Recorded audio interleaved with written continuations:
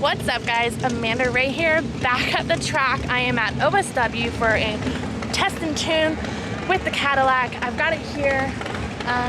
We're hoping to get a good true pass on the Cadillac. We've got new rear tires, so check out the new tires I got over here. They are Hoosiers, so I'm super excited to see if these are going to make a big difference compared to the Mickey Thompsons. Overall, I think the car will run mid to low 10s. That's what I'm hoping for.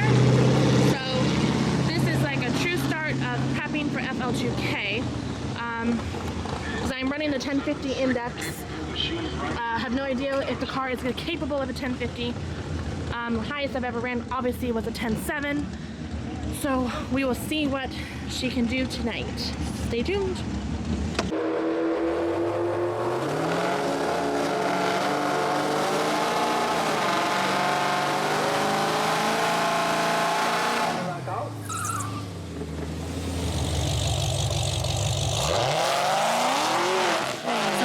Spinning right off the bat. I think it's because the Hoosiers are so brand new, but I got back into it a little bit after it caught, and I ended up running the 13.4 at like 116.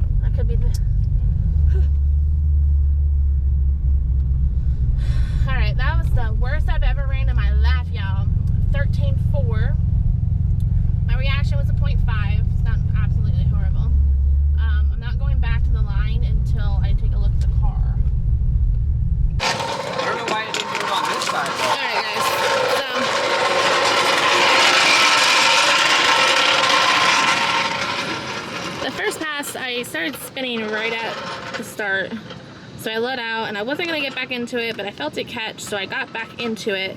13.4 at 118, pretty horrible, not gonna lie, pretty sad, but it's okay. But the tires are no good for this car. It's rubbing, super sticky here. So the wheel offset's really bad. This side not so bad, but check out this other side. Check this out. Like, oh my god, they got all over the side of my car. Like, it is digging in. I think it's pretty bad. I think it's right there. Yeah, you can see it's rubbing. And then on my wheel ball right here, that's what really hit, and it dug into this tire, dude. Like, crap. The only other thing I can think of, if we had like a hammer or something, we could fucking bend that. Even if you did that, it's not gonna make that much of a difference. You don't think? Oh, no. I mean, I think it'll do just the same thing it did to the other one. Alright, so needless to say, the wheel offset's really bad on this. Also on my wheel well, this is a little bent right here. Not sure what happened here, but we think that's what was digging in here when it was squatting when I hit full throttle, but we're taking these off. We're putting the hand cooks back on. We didn't have the Mickeys because this is the Mickey wheels, so this is gonna suck, but I'm gonna make a couple passes on the hand cooks and see if I can get something. I mean, if I can get in a 10.7, 10.6 on the hand cooks, then we just gotta find wheels that work with the V for FL2K. So stay tuned and I'll be back.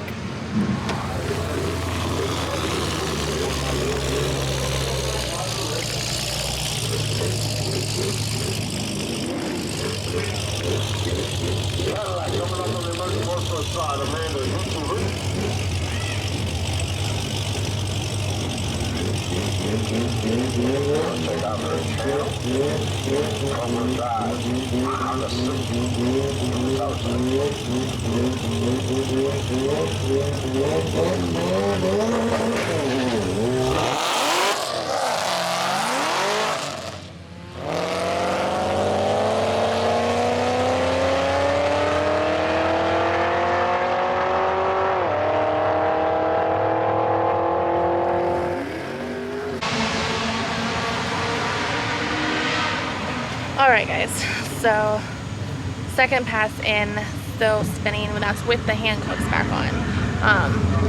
So we're gonna try and fender roll a little bit and see if we can make these tires fit, and do one more pass on these if we can get that one piece fixed so we can dig into it, because I'm spinning way too much, so we got issues.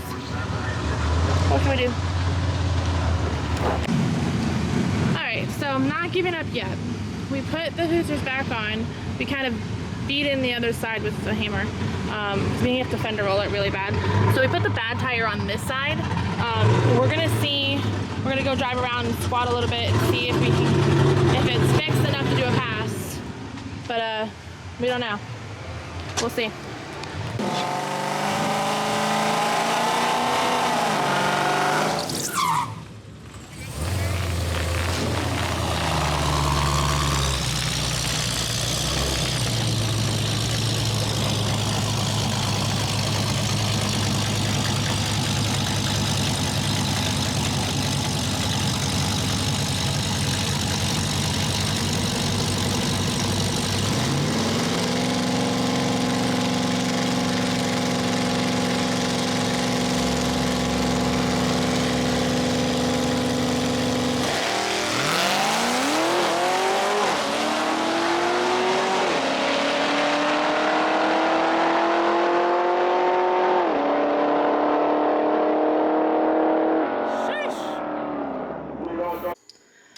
Alrighty, so that was my last pass of the night. It wasn't great. My reaction was of 0.5. He got me at the tree like really bad, but he timed it really well. My 60 foot's a 1.6, so got some work to do there. Started catching them at the 330 and the 8th. Overall, I ran a 10.9 at 127, which isn't horrible for what I ran the rest of the night. But still has a lot of work to do. We got some tire issues to resolve, so not too bad overall. Alright guys, so we put the good side, it's hard to see, but we put the good side on the bad side to see if we fixed the fender roll issue right here. It was right around here, I think. So as you can see, it did fix it because it did not demolish the tire like it did on the other side. So this is the good side.